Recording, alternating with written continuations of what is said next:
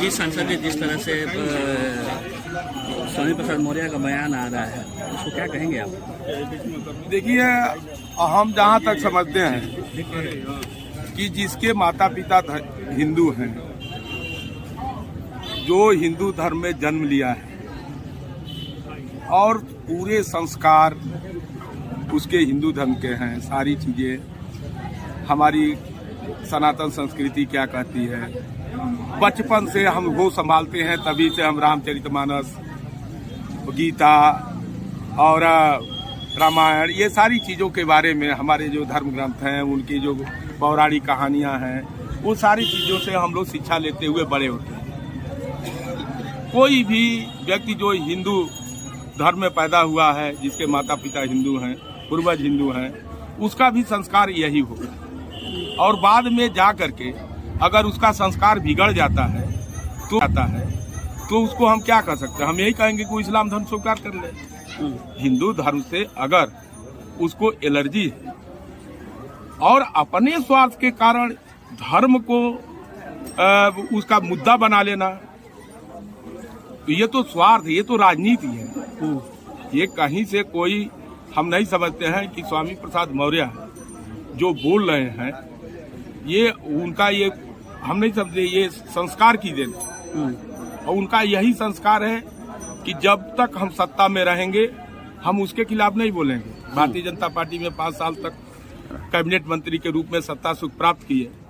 एक बार भी उनको नहीं याद आया कि भारतीय जनता पार्टी सनातन संस्कृति को मानने वाली धार्मिक पार्टी भी है। और रामचरितमानस हो, गीता हो, हमारे वेद हो, पुराण हो, उसको भारतीय जनता पार्टी बड़े ही पवित्र दृष्टिकोण से देखती है। और उसको हमारे देश का जो एक पौराणिक जो भूमिका होती है, हमारे देश की जो पहचान है, राम और कृष्ण भगवान शिव से हमारी पहचान है, हम उसको मानने वाले लोग हैं। और उसी पार्टी में रह करके आप 5 साल, आपको एक बार भी नहीं याद आया। आज अखिलेश यादव के साथ समाजवादी पार्टी में चले आए तो आपको रामायण की चौपाई में खोट दिखाई दे रही है।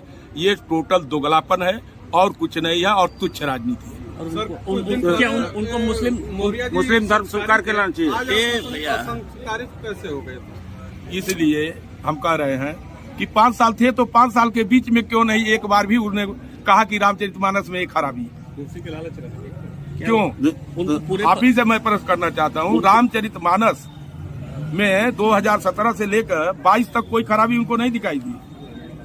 और जब समाजवादी पार्टी में चले गए तो उनको रामचरितमानस में खराबी दिखाई दे रही, खोट दिखाई दे रहा है।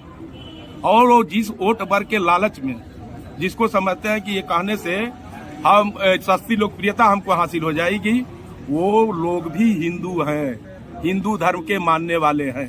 राम कृष्ण और भगवान को गाली दे करके आप किसी पार्टी के और किसी वर्ग विशेष के चहेते नहीं बन सकते। ये हिंदुस्तान की धर्म। क्या उनको पूरे परिवार को मुस्लिम धर्म अपनाना चाहिए? बिल्कुल कर लेना चाहिए। उनकी बेटी अभी उनका कह रहे कि विश्लेषण होना चाहिए।